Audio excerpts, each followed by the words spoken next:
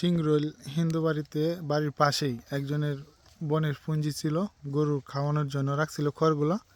এগুলো কোন দুর্বৃত্তরা রাত্রেবেলা আগুন ধরায় দিছে, গরুর রিজিকগুলো এভাবে নষ্ট করছে। আল্লাহ আমার গরুর খাদ্যটা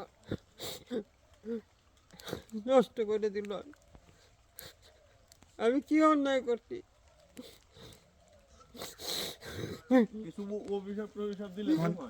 আল্লাহ কে ভাই কারা এগুলা করছে? হ্যাঁ, কয় কাটা ক্ষেতের বন এখানে? 6 কাটা 6 কাটা ক্ষেতের বন। বনে লেঙ্গায়।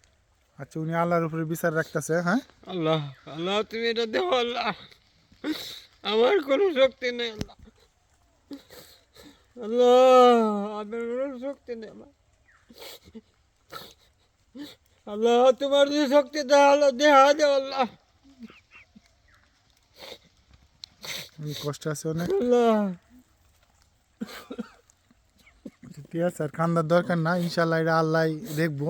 আল্লাহ যত দুর্বৃত্তরা এইগুলা করছে, আপনি কিছু করেন না, এগুলা এইভাবে তো নষ্ট করা ঠিক না। না মানুষের আমি কেউ অভিশাপ লাগবে। কোনো একটা হাতাও কাটতে আমি গরুরে আমি খাওয়াই নাই, কেউ কই থাকতো না।